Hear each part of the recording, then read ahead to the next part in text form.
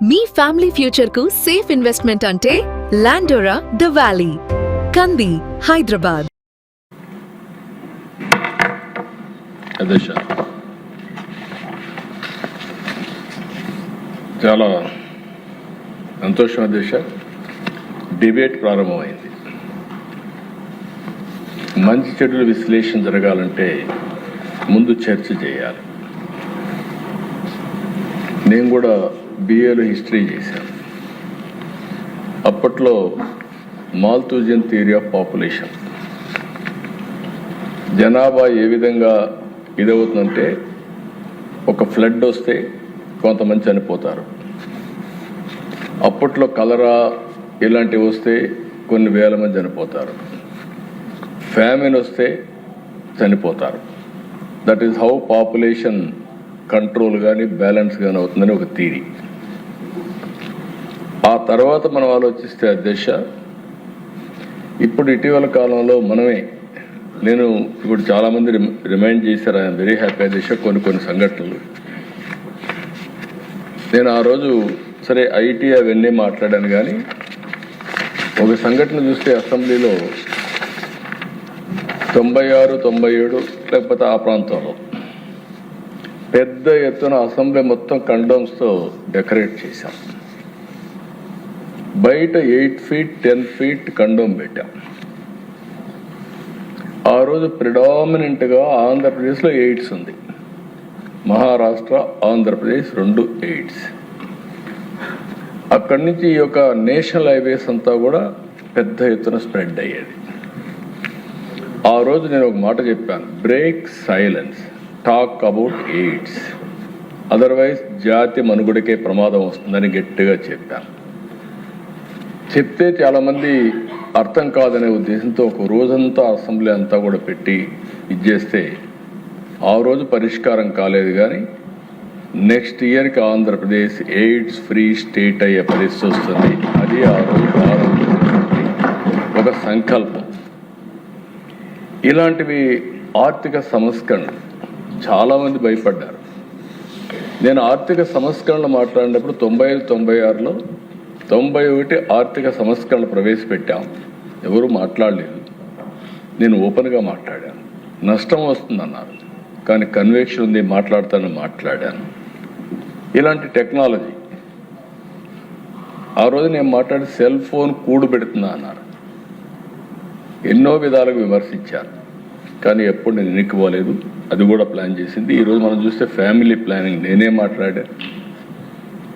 ఆ రోజు మీరు చూస్తే ఫ్యామిలీ ప్లానింగ్లో చూస్తే అధ్యక్ష, మళ్ళీ చెప్తున్నా, 92, 93, 3 TFR 3%. అదే 98, 99కి 2.5, 97లో పాలసీ. ఆ పాలసీ వస్తాను 2002కి 2.2, ఈరోజు 1.5. ఇప్పుడు ఒకసారి నేను లాస్ట్ 16, 17 అనుకుంటాను వెస్ట్ గోదావరికి వచ్చాను. ఆ రోజు ఒక మీటింగ్లో నేను మాట్లాడాను ఫ్యామిలీ ప్లానింగ్ గురించి. ఒకరోజు పెట్టాం. ఇప్పుడు ఫ్యామిలీ ప్లానింగ్ ఇర్రెలవెంట్ అవుతా ఉంది. మనం మార్చుకోవాల్సిన అవసరం ఉంది. పాపులేషన్ని ప్రమోట్ చేయాలని నేను మాట్లాడితే నాకు బాగా జ్ఞాపకం, జయప్రకాష్ నారాయణ గారు నన్ను విమర్శించారు. ఇటీవల మళ్ళీ నేను మాట్లాడితే తమిళనాడు సీఎం మాట్లాడాడు. ఆర్ఎస్ఎస్ చీఫ్ అయితే భగవత్ గారు చాలా క్లియర్గా 3 పిల్లలు ఉంటేనే ఈ దేశం రాబోయే రోజుల్లో సస్టైనబిలిటీ ఉంటుందని వారు మాట్లాడే పరిస్థితికి వచ్చారు. అందుకని అధ్యక్ష, చైనా 1 child అన్నారు. చాలా స్ట్రిక్ట్గా ఇంప్లిమెంట్ చేశారు. ఒకసారి చైనాలో ఒక పాలసీ అంటే తూచా తప్పకుండా ఇంప్లిమెంట్ చేసే పరిస్థితి వస్తుంది. ఒకరికి అబ్బాయిలు ఉంటే ఒకరికి అమ్మాయి ఉంటుంది. ఇద్దరు కూడా మ్యారేజ్ చేసుకొని వెళ్ళిపోయారు. వాళ్ళు ఒక child or no child. Now diminishing population. ఒకప్పుడు ప్రపంచంలోని హైయెస్ట్ పాపులేషన్ చైనా, ఇప్పుడు highest population India. At the same time 2 TFR. 2 అంటే 2.1 ఉండాలి. యూపీ, బీహార్ ఆ 2 రాష్ట్రాల వల్ల ఈరోజు పాపులేషన్ బ్యాలెన్స్ అవుతా ఉంది. సౌత్ ఇండియాలో మాత్రం నెగటివ్ గ్రోత్ స్టార్ట్ అయింది.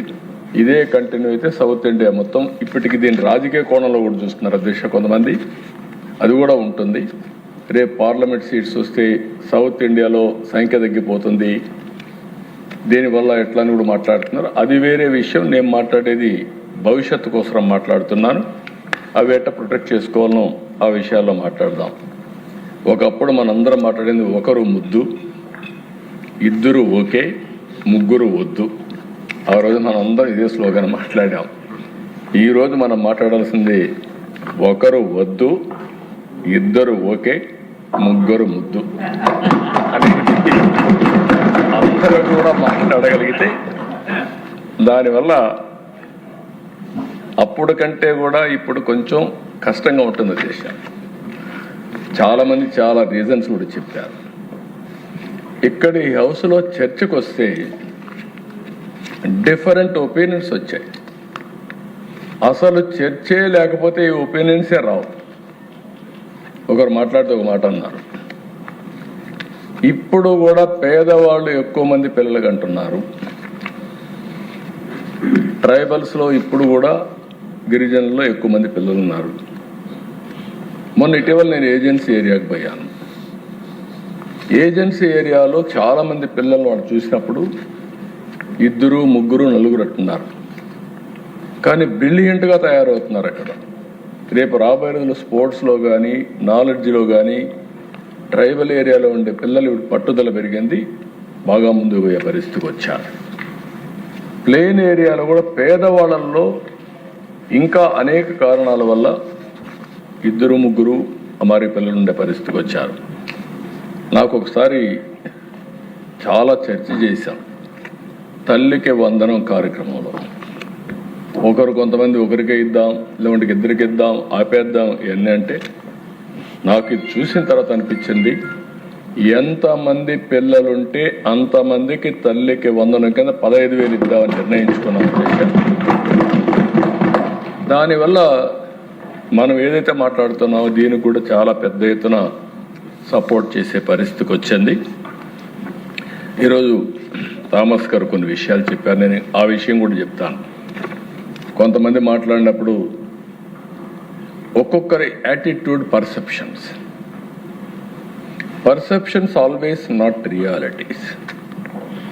బట్ పర్సెప్షన్గా వదిలిపెడితే it will become a reality over a period of time. Good or bad, that is different issue. China ఒకరే పిల్ల ఒకరే ఉండాలి అన్నారు. ఆ రోజు అది కరెక్ట్ అనిపించింది. మనం కూడా అనుకున్నాం, బాగా చేస్తున్నారు వాళ్ళు, చూసారా మారిగా ఉండాలనుకున్నాం. మనం మోటివేషన్లో ఒకరు లేకపోతే ఇద్దరు అని చెప్పి మాట్లాడాం. మన పాపులేషన్ తగ్గింది, చైనా పాపులేషన్ తగ్గిపోయే పరిస్థితి వచ్చింది.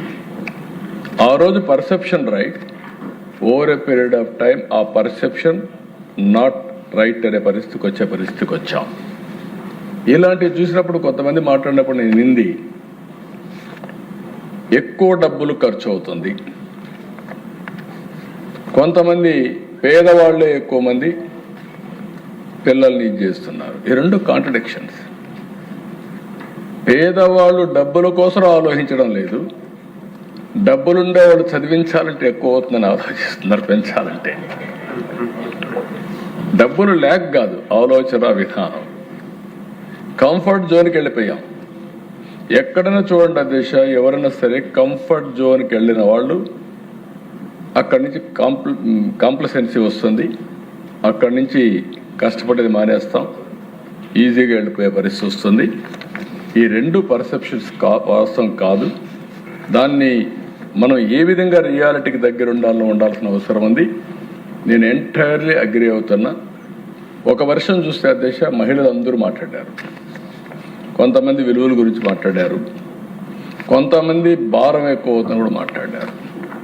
మేమే భరించాలనా అని కూడా అది ప్రగాఢంగా ఉండే విధానం.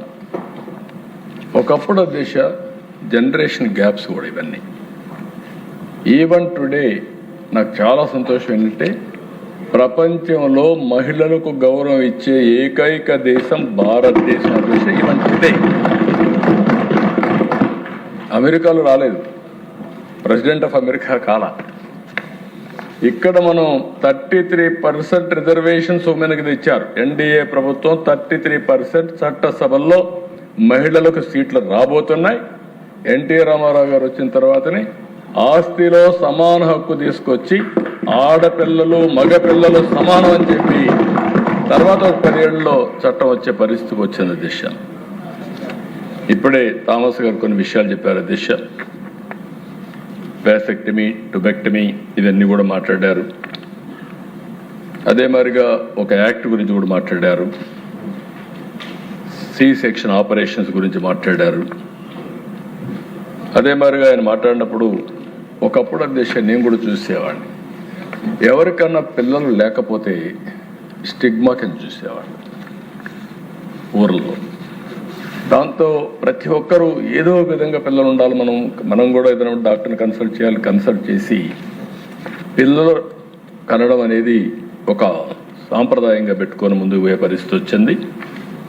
అలాంటిది ఆ స్టిగ్మా పోయి ఇప్పుడు మనం అందరం కూడా పిల్లలు వద్దనుకుంటే, నాకు ఒకసారి చెప్పేవాడిని, నేను హైదరాబాద్లో చూశాను బిగినింగ్లో ఐటీ ప్రొఫెషనల్స్, నేనే 33% రిజర్వేషన్స్ కూడా పెట్టాను గర్ల్స్కి.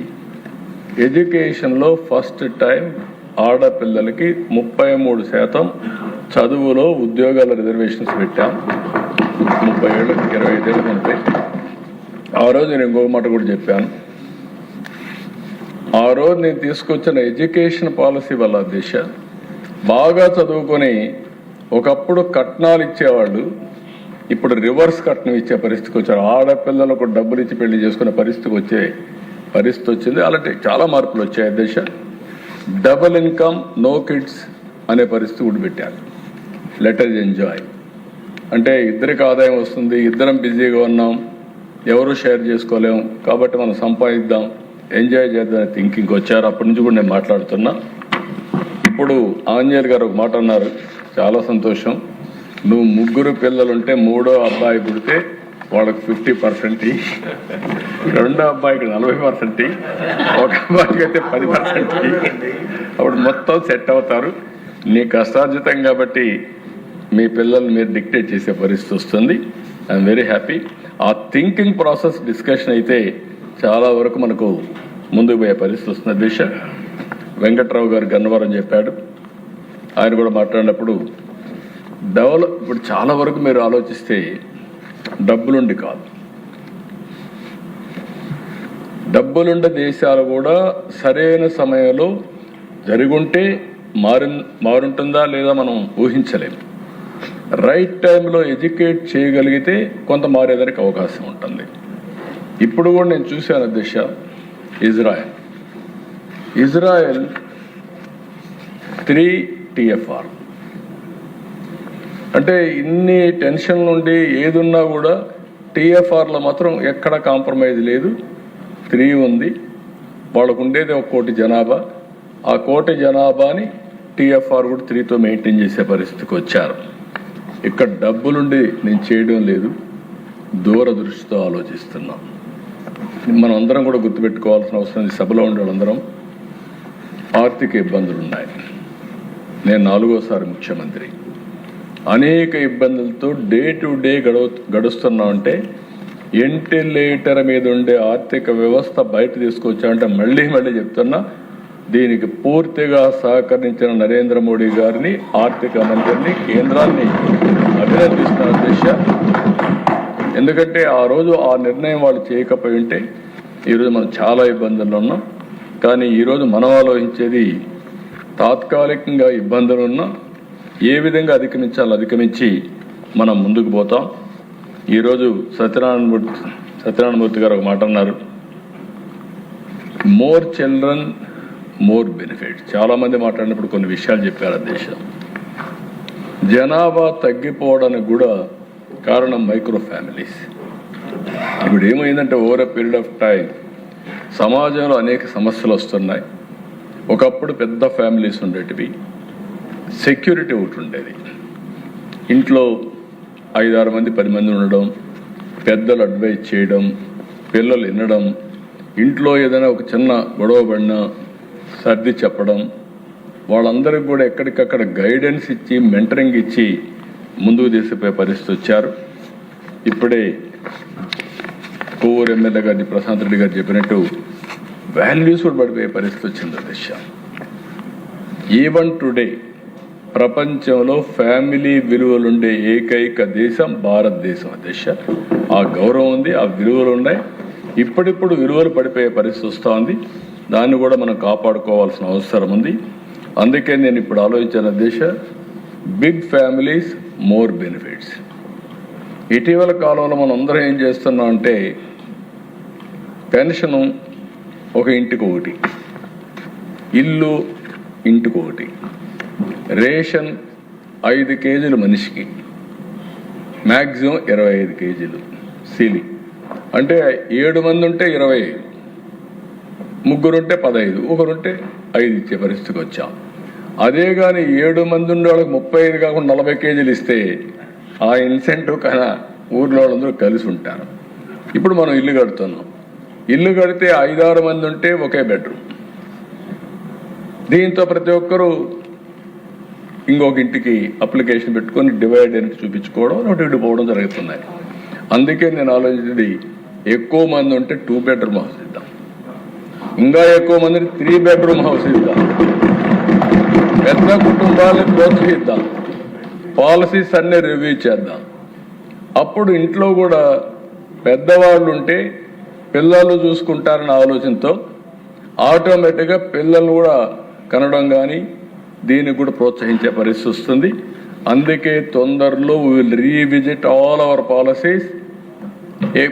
ఎంతమంది ఎక్కువ ఉంటే ఆ ఇంటికి అన్ని బెనిఫిట్స్ ఎక్కువ ఇస్తాం, ఎక్స్ట్రా ఇస్తామని చెప్పి కూడా నేను మీకు తెలియజేస్తున్నా. మాధవ్ గారు ఇన్ఈక్వాలిటీ 1 రీజన్ అన్నారు, ఫ్యామిలీ సపోర్ట్ ఒకటి, ఇవి కూడా కారణం అని చెప్పి మన గుంటూరు మాధవ్ గారు చెప్పారు. ఇంకొక పక్కన కడప మాధవ్ గారు టోటల్ రెస్పాన్సిబిలిటీ మేమే తీసుకోవాలన్నా, మగవాళ్ళు తీసుకోవడం లేదు కాబట్టి అసర్టివ్గా వారు కూడా చెప్పారు. అదే మాదిరిగా వారు మాట్లాడినప్పుడు సిలబస్లో బాయ్స్ అండ్ గర్ల్స్ అందరూ సమానం, ఈక్వల్ రైట్స్ ఎట్లా చేయాలనేది విద్యా విధానంలోనే మార్పు తీసుకురావాలని చెప్పి చాలామంది చెప్పారు. డెఫినెట్గా తీసుకురావాల్సిన అవసరం ఉంది. ఇక్కడ ఒక సందర్భంగా నాకు ఒక ఇదే దేశం నేను ఎప్పుడు కోట్ చేసేవాడిని, leak one view early days. ఆయన మాట్లాడుతూ ఫ్యామిలీ ప్లానింగ్ గురించి, కంట్రీ గురించి ఆలోచించి ఒకటి మాట్లాడాడు. ఎక్కువ మంది పిల్లలు కనాల్సింది డబ్బులుండేవాళ్ళు ఎక్కువ మంది కనాలి అన్నాడు. దాంతో డబ్బులుండే వాళ్ళంతా మేమేం మిషన్సా పిల్లలు కనడానికి, మాకేం పని లేదా అని రివోల్ట్ అయ్యారు. డబ్బులు లేని వాళ్ళు మేమేం పనికిరాని వాళ్ళమా, మాకు పిల్లలు అవసరం లేదా, మేము పెంచలేమా, మాకు చేత కాదా అన్నారు. ఆయన ఒక రీసెర్చ్ చేసి ఎందుకు నేను చెప్తున్నానంటే, ఆ రోజుట్లో ఎక్కువ డబ్బులుంటే వాళ్ళని బాగా పెంచుతారు, డిసిప్లిన్లో పెడతారు, దీనివల్ల దేశం బాగుపడుతుంది, దేశభక్తి వస్తుంది, దేశానికి ఒక ఆస్తి వస్తుందని జస్టిఫై చేశాడు. ఇప్పుడు దానికంటే మనందరం గుర్తుపెట్టుకోవాల్సింది, అవన్నీ చూసిన తర్వాత మనం ఏదైతే డిఫరెంట్ టైమ్స్లో డిఫరెంట్ వచ్చాయి. ఈరోజు ఎన్టీ రామారావు గారి విషయం మాట్లాడారు, మా పార్టీ ఫౌండర్ గురించి కన్నబాబు మాట్లాడారు, మీరు మాట్లాడే తాతమ్మ కళ. ఆయనకు ఒక ప్రగాఢమైన నమ్మకం. నేనే కొంచెం డీవియేట్ అయిన ఆ రోజుట్లో, ఎందుకంటే పాపులేషన్ పెరిగిపోతే ఏమవుతుందని పోయాం. ఇప్పుడు మళ్ళీ రైట్ టైంలో కరెక్ట్ చేసుకునే అవకాశాన్ని కూడా తీసుకొని బేషిజానికి పోకుండా జనాభా ఉండాలని పాపులేషన్ మేనేజ్మెంట్ పాలసీ కూడా మళ్ళీ నేనే తీసుకొస్తున్నాను. దిశ 2 కూడా తీసుకొస్తున్నాను. ఆయన ఎప్పుడో ఒకటే చెప్పాడు, బిగ్ ఫ్యామిలీ పెద్ద అడ్వాంటేజ్. కాబట్టి కుటుంబం అనేది ఒక సంపద. ఒకప్పుడు మనం చూసేవాళ్ళం, గ్రామాల్లో ఎంతమంది పిల్లలుంటే అంత పెద్ద ఆస్తి, భూముల కంటే పిల్లలకు ఎక్కువ విలువ ఇచ్చేవాడు. ఇప్పుడు రాను రాను తగ్గిపోయే పరిస్థితి వచ్చింది. ప్రపంచంలో రేపు రాబోయే రోజుల్లో ఏ దేశంలో జనాభా ఎక్కువ ఉంటే ఆ దేశమే సంపన్నమైన దేశంగా ఉంటుంది, దాంట్లో ఆశ్చర్యం లేదని చెప్పి కూడా మీకు తెలియజేస్తున్నా. ఇప్పుడే రవికుమార్ పాత రోజులు జ్ఞాపకం వచ్చాడు. ఏదైతే హెచ్ఐవి ఎయిడ్స్ కానీ పాపులేషన్ కానీ ఇంకొక పక్కన అప్పట్లో ఇది కూడా ఒకటే ఆలోచించాలి దిశ, early marriages, late marriages, teenage pregnancy, ఇవన్నీ కూడా మనం మాట్లాడాల్సిన అవసరం ఉంది. ఇవన్నీ ఎకనామిక్ స్టేటస్ను బట్టి, వాళ్ళకుండే అవగాహన బట్టి, ఆ ప్రాంతంలో ఉండే అలవాట్లు బట్టి ఇవన్నీ వస్తూ ఉంటాయి. మన దగ్గర ప్రెగ్నెన్సీ ఏదైతే టీనేజ్ ప్రెగ్నెన్సీ ఎక్కువ వచ్చే పరిస్థితి వచ్చింది, దాన్ని కూడా మనం ఆలోచించుకోవాల్సిన అవసరం ఉంది. ఒకప్పుడు అర్లీ మ్యారేజ్ చేసి పిల్లల ఆరోగ్యం కూడా సరిగా ఉండదు, వాళ్ళ ఆరోగ్యం కూడా బాగుండేది కాదు. ఇప్పుడు లేట్ మ్యారేజ్ అయ్యి మళ్ళీ పిల్లలు పుట్టడం కూడా సమస్య అవుతుందనే విధంగా మనం ముందుకు పోతున్నాం. దీన్ని మనందరం కూడా మాట్లాడాలి. రైట్ ఏజ్లో మ్యారేజ్ జరగాలి. ఇదేదో ఇప్పుడు ఏమనుకుంటున్నట్టు ఈ హౌస్లో మనం అందరం కూర్చొని we are all talking only economic issues, not social issues. లేకుంటే we are all talking political issues. Political issues మాట్లాడితే పొలిటికల్గా అడ్వాంటేజ్ వస్తుంది. ఎకనామిక్ ఇష్యూస్ మాట్లాడితే ప్రజలకు ప్లీజ్ చేయగలుగుతాం. కానీ సోషల్ ఇష్యూస్ మాట్లాడడం లేదు. ఇవి కూడా మనం మాట్లాడాల్సిన అవసరం ఉంది. ఈరోజు ఇంకో పక్క రవికుమార్ చెప్పినట్టు ఎంప్లాయీస్, ఇవన్నీ కూడా నా ఉద్దేశం పర్సెప్షన్స్. ఎప్పుడైతే ప్రతి ఒక్కరిలో ఒక బాధ్యత పెరుగుతుందో, ఎన్ని ఇబ్బందులున్నా అధిగమించడానికి కూడా ఒక ఆలోచన వస్తుంది. ఇంత మునుపు ఒకరిద్దరు మాట్లాడినప్పుడు చెప్పారు, నేను ఎప్పుడు కూడా క్రైసిస్ ఈజ్ అన్ ఆపర్చునిటీ. ప్రతి ఒక్క క్రైసిస్ ఒక సంక్షోభం ఒక అవకాశాన్ని ఇస్తుంది. ఆ అవకాశాన్ని తీసుకోగలిగితే ఏదైనా సాధ్యం. కాబట్టి ఇవన్నీ కూడా చూసినప్పుడు రవికుమార్ కూడా మాట్లాడినప్పుడు దీన్ని మళ్ళీ అందరూ చెప్పారు, తప్పకుండా తొందరలోనే ఎడ్యుకేషన్లో పార్ట్ ఆఫ్ ఎడ్యుకేషన్ ఇంటర్మీడియట్ని దేవాలన్నా ఎక్కడిని దేవాలని తీసుకొచ్చి డెఫినెట్గా పార్ట్ ఆఫ్ సిలబస్ ఉంటుంది. థియరాటికల్గా కాకుండా ఫ్యూచరిస్టిక్ ఎడ్యుకేషన్కి మనం ముందుకు పోతామని చెప్పి కూడా నేను మీకు తెలియజేస్తున్నా. ఇంకో పక్కన డివోర్స్ గురించి మాట్లాడారు ప్రశాంత్ రెడ్డి గారు మాట్లాడినప్పుడు. She's right. మనం గుర్తుపెట్టుకోవాల్సిన అవసరం ఉంది. మైక్రో ఫ్యామిలీస్లో టాలరెన్స్ తగ్గిపోయి, నేను ఈ మధ్య కాలంలో మాట్లాడుతున్న టెక్నాలజీ కూడా ఒక రీజన్ అయిపోయింది. ఇంట్లోనే ఉంటాం, మెసేజెస్ పెడతా ఉంటాం. అంటే నాకు కూడా అలవాటు అయిపోయింది, మీకు అలవాటు అయిపోయింది, అందరికీ అలవాటు అయిపోయింది. అలవాటు అయిపోయి మెకానికల్ అయిపోయాం. లైఫ్ అంతా మెకానికల్ అయిపోయి డిబేట్ లేకుండా, డిస్కషన్ లేకుండా. మొన్న చూస్తే నాకు బాధేసింది. ఇక్కడ విజయవాడ భార్య టీవీ పెట్టుకుంది.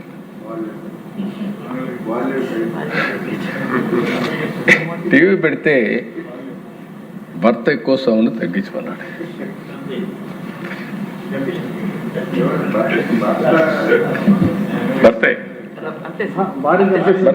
భార్య భర్తను చంపేసింది.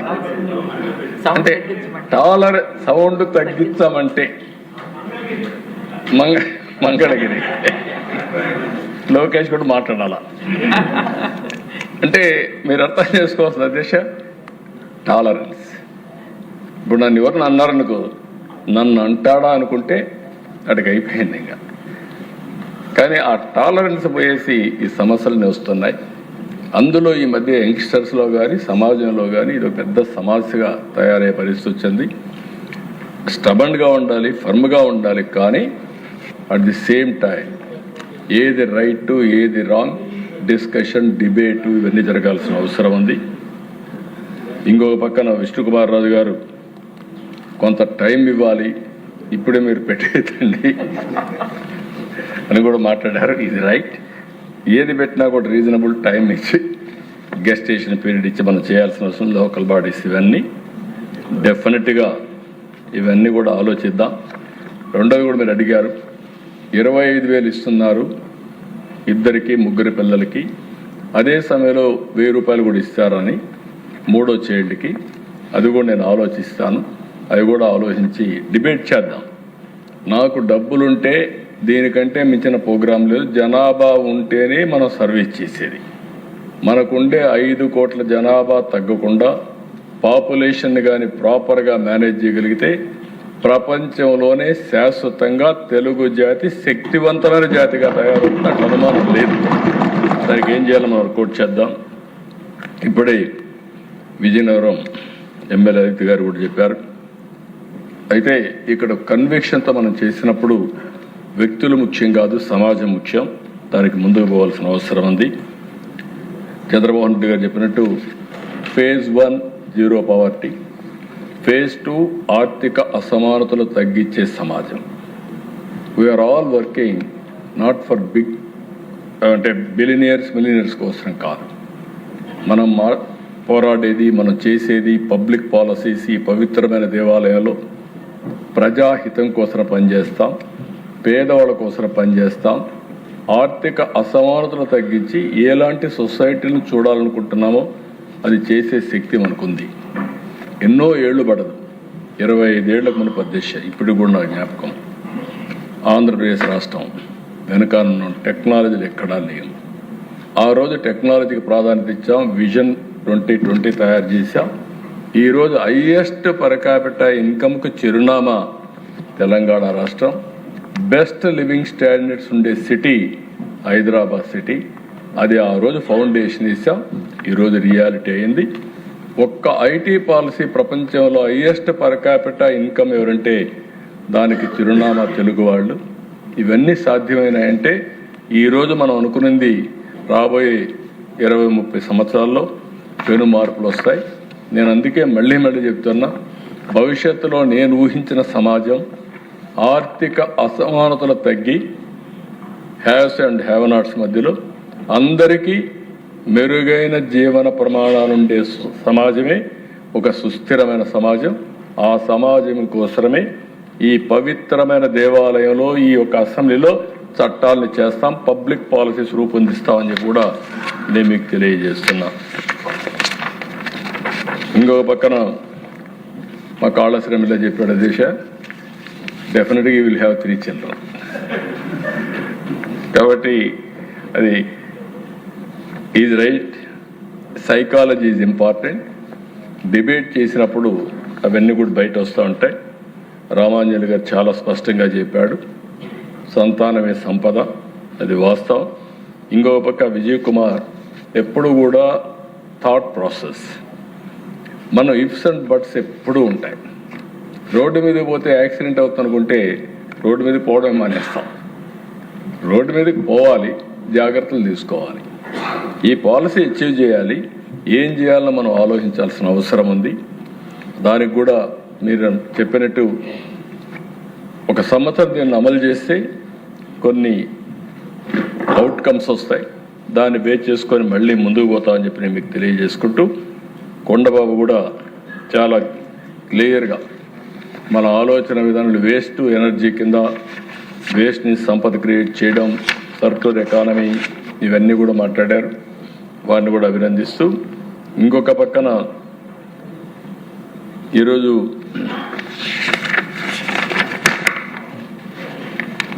ఇలాంటివి సజెషన్స్ అన్నీ కూడా ఇచ్చారు అధ్యక్ష.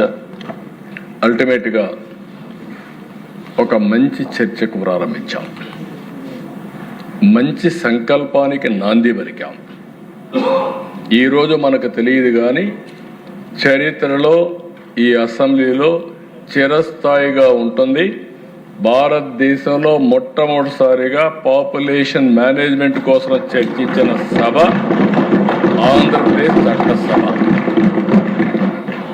అలాంటి ఒక మంచి చరిత్రకు శ్రీకారం చుట్టాం. మనందరం ఈ సంకల్పాన్ని ముందుకు తీసుకెళ్దాం. సంకల్పాన్ని ముందుకు తీసుకుపోయే సమయంలో దీన్ని గురించి మాట్లాడదాం. డిస్కషన్స్ వస్తాయి, కొంతమంది విమర్శిస్తారు, కొంతమంది మాట్లాడుతూ ఉంటారు, కొంతమంది వాళ్ళకుండే ఇబ్బందులు కూడా మనకు చెప్తారు. ఆ ఇబ్బందుల్ని మనం అధిగమించకపోతే విమర్శించే పరిస్థితి ఉంటుంది. ఫైనల్గా consensus is the best way. Consensus ద్వారా మళ్ళీ పాపులేషన్ మేనేజ్మెంట్ చేసి చరిత్రలో ఒక హిస్టరీ క్రియేట్ చేసే బాధ్యత మనం అందరం తీసుకుందామని చెప్పి తెలియజేసుకుంటూ, ఈ 4-5 ఏళ్ళలో మనకు ఒక ఐడియా వస్తుంది. 1.5 నుంచి తగ్గుతామా, అక్కడి నుంచి బ్రేక్ చేస్తామా, అక్కడి నుంచి ఫర్దర్గా ముందు తీసుకుపోగలుగుతామా, 2.1 వరకు TFR తీసుకుపోగలుగుతామా, ఎంత సమయం పడుతుందో మనకి ఎప్పటికీ అర్థమవుతుంది. మా హెల్త్ మినిస్టర్ గారిని కోరుతున్నా, రెగ్యులర్గా ప్రతి సంవత్సరం ప్రతి నెల మీ దగ్గర రికార్డ్స్ ఉంటాయి. ఆ రికార్డ్స్ని బేస్ చేసుకొని ఎప్పటికప్పుడు స్ట్రాటజీస్ అని మార్పులు చేర్పులు చేసుకొని ముందుకు పోదామని తెలియజేసుకుంటూ, అల్టిమేట్గా అందరికంటే నాకు చాలా సంతోషం అధ్యక్ష, మీరు బిగినింగ్లో మాట్లాడినప్పుడు కొంతమంది మాట్లాడడానికి ముందు సుముఖంగా లేరు. చర్చ ప్రారంభించిన తర్వాత ఒక్కొక్కరే ముందుకు వచ్చాం. ఇది ఎప్పుడు కూడా ఒక ఇష్యూ ఇది సాధ్యమా లేకుంటే కాదేమో అని ఆలోచించినప్పుడు ఏది చేయలేం. ఇది కూడా అంతే. చాలా సంతోషం, ఒక హిస్టారికల్ మూమెంట్. ఐ విష్ మనకందరికీ ఈ రాష్ట్రానికి మంచి జరగాలని మరొక్కసారి కోరుకుంటూ, ఈ మంచి సంకల్పంలో మీ అందరూ పూర్తిగా సహకరించాలని మరొక్కసారి మిమ్మల్ని అందరినీ కోరుకుంటూ, ఈ సంకల్పాన్ని ప్రజలు కూడా అర్థం చేసుకొని పూర్తిగా సహకరించాలని వారందరినీ కోరుకుంటూ సెలవు తీసుకుంటాం. జై శాసన సభ తరపున, శాసన సభ్యులందరి తరపున, శాసనసభ పక్ష నాయకులకి ఇంత చక్కటి చర్చ, ఇంత అర్థవంతమైన చర్చ గురించి మాట్లాడినందుకు ఇందులో పాల్గొన్న సభ్యులందరూ కూడా తప్పకుండా అదృష్టంగా భావిస్తారని చెప్పి తమరికి తెలియజేస్తూ, సభ్యులకు ఒక చిన్న వినతి. రేపు సాయంత్రం 6 గంటలకల్లా షార్ప్ 6 o'clockకి మన అందరి కల్చరల్ ప్రోగ్రామ్స్ ఆంట్రా లక్స్ డొంక రోడ్, JD నగర్, పట్టమట్టులో పెన్ సర్కిల్ దగ్గర అందరూ సమావేశం అవుతున్నాం. కల్చరల్ ప్రోగ్రామ్స్ అన్నీ కూడా అక్కడ ఉంటాయి. గౌరవ ముఖ్యమంత్రి వర్యులు కూడా ఏంటి ANTRALUXE ఆంట్రా లక్స్ అంటే అందరికీ మెసేజెస్ కూడా వస్తాయి. సో కొంచెం ముందే అడ్వాన్స్ ఇంటిమేషన్